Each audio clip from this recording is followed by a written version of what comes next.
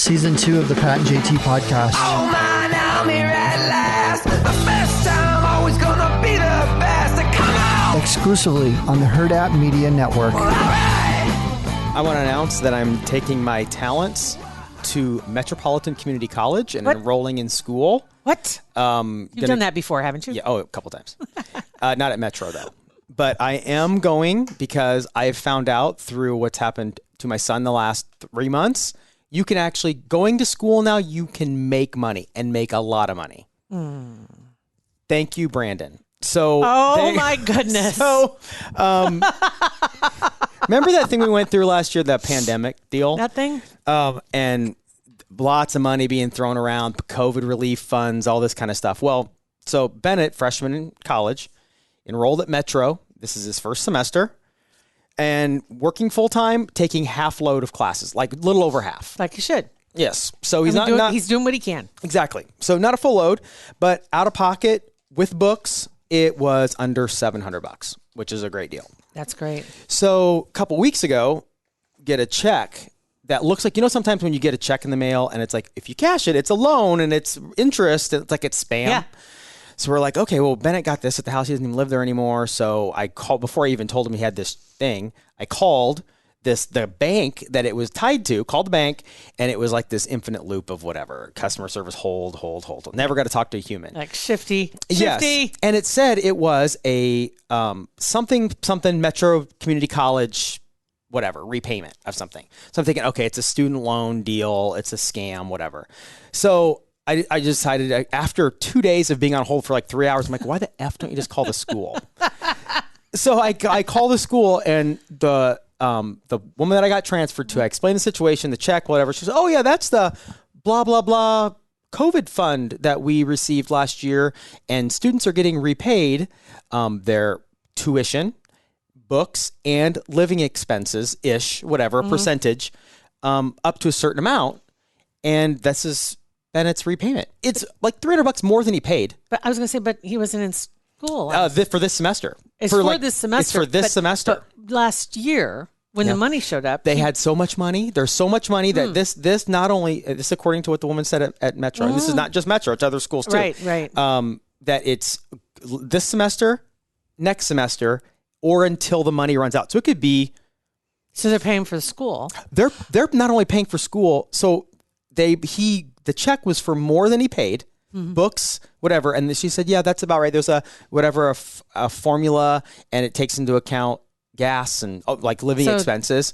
Wow. He got another check last week for almost $3,000. Same exact thing. What? Yes. And I even called him like, listen, you guys, this is like criminal, because he didn't put even a fraction of this money into the system. Why is he getting paid back? You're wondering, what's the hook? What's the hook? Right? And Aren't you? Yes. And so he cashed the first check, whatever, that's fine. This other check's sitting there. It's like good for 90 days. We're just going to let it sit there till we get this figured out. Yeah. Because that seems super just shammy. It does. But there was I'm sorry to say I did not dig deeper into this. I saw an article the other day, and they were talking about, in Nebraska in particular, but it's also in other states, because they have this pool of money that was divvied up to all the states to cover their expenses because of COVID, and it was up, obviously, a lot of money that was given to each state. Yeah. So they're using it, and maybe this is part of that same thing that they were talking about, but they're using it for other, like anything, other things that the state needs to take care of. And there was some pushback on that because it was supposed to be for COVID, which I can understand, because you're like, okay, can we just put that back and give it back to the people who put it in? Yeah. Do we send a credit back? I mean, but that's not going put to it happen. in savings. Or do that. Yeah, and just hang on to it, because we kind of have a deficit. Yeah, so maybe we could apply it to that. I don't know. Maybe that would make sense. sense. We don't need to print some more money. It's what you learn growing up, is that you pay your debts first, and then, I don't know. You actually are supposed to pay yourself first, Pat. Well, that's true. Then your debts. But regardless, I get your sentiment. I understand. Yeah. But that is insane. So I don't know. So you might remember, I'm just going to tell just a real quick story. When we went and did our business on our own, and we were not making money for a little while. And for a hot minute. And so that being the case, neither one of us had initially worrying about how do we take care of our insurance and this and that. And you were covered on on your wife's, correct? Yep, that's the only reason why she married me. It's because she wanted to take care of you. She wanted to take care of me. She wants to be a sugar mama. That's her MO. She literally married you 2 weeks before you were unemployed. Yep. Sucker. No, actually, no, I proposed a week before we got fired. So What? she kind I thought you got. Didn't you guys get married in 18? we did. We got married in December. Yeah. But that was 2 weeks before I knew I wasn't going to be employed past December 31st, but she already knew I was a deadbeat. She knew what she was dealing with. Yeah. So, but I needed to find other means to get insurance, right? And so, hello Marketplace. Hello, Portal. Right? Mm-hmm. So there I was, threw me in the portal. So I get my insurance. And because of the fact that we were making exactly $0, you get a very special gold plan or platinum plan. And part of it is covered. Didn't need to touch it the entire year that we had it. First year. And then I had it the second year. And so it adjusted because we'd started to make a little bit of money. Okay, great. So then we get acquired. So in the middle of the year. And so we transfer over to their plan here at Hurrdat. And I get a note from the government saying, oh, you didn't, you got a special rate because it was based on being a year of making this much. And you ended up making this much. And so you owe us many thousands of dollars. That's ridiculous. Because you have to pay all the premiums. And so I paid him. Thanks, Discover. I paid him. That's BS. And then this next year, I get a check for a large amount, which was, really, strangely close to the same amount that I had sent them. They changed their mind because so many people were pissed off because it really wasn't told to you that, hey, you can have this plan. But if you actually find a job that has benefits, we're going to penalize you for that. We're going to make you pay it all back. That's BS. Not just the part we paid. And the fact you didn't even touch it. Right. I had to pay all of BS. it back because my rate was based on I was only going to make X. And I would have understood if they would have said that to me up front. I would have said, hey, you know what, Bill? Can you hire me in January? Yeah, right. Or let's do what they can. They prorate everything. Just prorate the first half of the month or year. Prorate us out, or just know that then I know I was going to have to pay it back. But it really was what do you want to say? It would be discouraging if you're sitting there and you finally find a job that has benefits, but they say, oh, now you got to pay this all back. Well, I can't. Yeah. So maybe I should just then wait. you're back in a hole again. Yeah, that's I don't know. That doesn't make any sense. It makes zero sense. But I don't know. So I know it's not it's Metro. It's use it or lose it. So they're like, I'd rather them either. If they're going to give it back to the students, and it may be, and this just popped in my head. So maybe it's for kids that are actually encouraging them to go back to campus instead of doing remote. I have no idea because that's Bennett. He's not a remote kid. He's a in person I don't know. kind of thing. So I don't know. I'd have to look deeper into that just to see. But I'm like you. I would be like, okay, this is out of hand. Yeah. You start fork. I mean, you were feeling that way when he was getting unemployment for being, after he'd been employed for 2 days a week, and then they gave him full unemployment benefits. Yeah. Which was like, this is senseless. And fortunately, you were able to confiscate the money. Yes, it is solidly still in his savings and he hasn't touched it. And he's added to it, actually. Because he was underage at the time. Was he 17 or 18? He was 17. He was 17 when that started. Yeah. And it's just 17. Like, money's just like, it's like making it rain all across the land. But then also, too, with the minimum wage being increased and now the salaries, these hourly rates, Bennett and Sophia each making $16 an hour at Walmart. So that's $32,000 a year. If they worked full time, they would make it. And he's working 32 hours a week. I mean, he's rolling. He is rolling in the money. He has more expendable income at his age, at 18, almost 19, than I did when I was 30. Yeah. I was just thinking the same thing. And Beth's like, she goes, I bought my townhouse when I was making less than you are now. Yeah. So, I mean, that's incredible. Like you're in a job like that. It's like, well, why go to school? Like you're gonna get a bachelor's degree, you're gonna have all this money, and then you're gonna go get a job. Maybe if you're making 32, great, but maybe not even making that much. I know. And if he's starting there, like you might remember, we talked about like the whole Walmart phenomenon. I had a friend that I graduated high school with. Her husband started at Walmart, basic, the bottom of the barrel. And he ended up, worked his way up the ladder to being one of the top, never went to college. And he was just like instrumental as the company was growing. That worked out that way. But regardless, you stay somewhere and you're able to find a place where you can work long enough you will work your way up the ladder. And he applied himself and took advantage of opportunities, but ended up at the top of the ladder.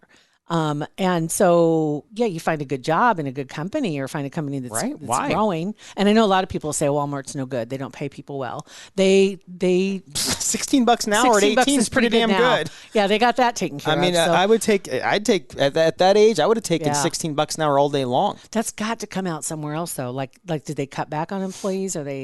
Or did they? Prices changed, or do we still have the big rollback? I haven't seen that ad for a while. I don't know. I mean, everything's still super. Chicken's still like $1. So I don't know. And they haven't cut back on employees because I know got the employees. You got the employee rate. Stop it, friends and family. It is funny because we have his log into his app. So if we need to buy anything, if we buy like our furniture or whatever in our backyard or whatever, is all from Walmart. Heck yeah. So he'll get a text on his phone. And he goes, people got to think that I'm the weirdest. We got like an air fryer or whatever. Like he's the most domestic. But thanks, buddy, for 10% off. He's setting up his household. Yeah. He's nesting. He is nesting. Dude bought him. Okay, so when you moved out originally and you were like on your own for the first time. Yeah. Food that you would make, probably like spaghetti, burgers, like you wouldn't dig into anything. Him and his roommate, I don't know how they got access to this. I knew how to make tuna casserole. That's all like basic stuff. Right. And lasagna. I didn't know I had a basic recipe for lasagna. And then otherwise it was, lunch meat. It was just mac and cheese. Mac and cheese, spaghetti. I don't remember digging. And I know that family members really wanted me to because I have some really nice cookbooks that the spine's never been cracked. Yeah. That I still have. But how often do you go and look at a recipe and you get halfway down, you're like, I don't have any of those spices. I don't. Like, or if I do, I'm not going to go buy anise. anise. It's like it was what I stole from Grandma's cupboard. Right, it's like moldy anise. I don't even know if the spices go. They just get less effective. I don't think know. Spices are. But I'm not going to go buy a pound of cumin for a dust. So I'm like, you know what, whatever. Just go to Chick-fil-A. Yeah. Him and his roommate works at a restaurant and they have access to that restaurant. Whatever, like the Sam's Club for restaurants only, whatever it's called. I can't remember the name of it. Restaurant I know what Depot you mean. or something. It's something like that. Something like that. But they went and they just had a hankering the other night for soft shell crab. So they went to there and they got a box of frozen soft shell crab, and that's all they've been doing is just deep frying soft shell crab. Brought me one over. Fantastic. Oh my God. No, I never did that. And he calls me on the phone. He's like, hey, Dad, Jason, I got crabs. I'm like, oh, awesome. That's today's version of is your refrigerator running? Yeah. I'm like, what? You gotta fumigate the house, kids. Oh my God. Yeah. That's just crazy. Well, no wonder he's getting crabs. Look at all the money. I mean, seriously. That's what couldn't even imagine. No. No, that's insane. Wow. Well, I'm just curious. Anybody else? Anybody else on that? Yeah, I just let us know. Yeah, I would love to see it. And I didn't check the Mount Rushmores. I got to go check my messages. Oh yeah, I haven't checked the Mount Rushmores either. I didn't even think about the Mount Rushmores. Right? I got to think about that again. I know. Have you watched Yellowstone yet? Are you doing that yet? No, I have not. I had to catch up on Below Deck last night. Oh, okay. Yeah, that's true. Yeah, some of the guys... line of the night from Captain Lee is, "I am happier than a four-peckered goat." There you go. That's happy. At Yellowstone, there was a line of the night. Beth said it, and I'm not about to repeat it. So I'm going to just leave it at that.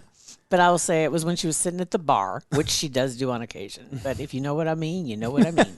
Was she happier than a four-peckered goat?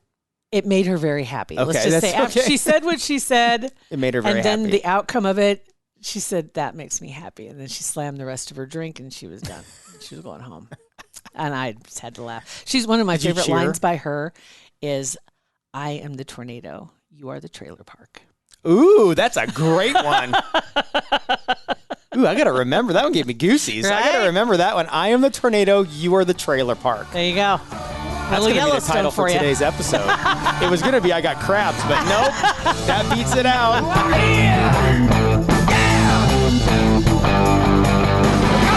Pat and JT Podcast, a Hurrdat Media Production.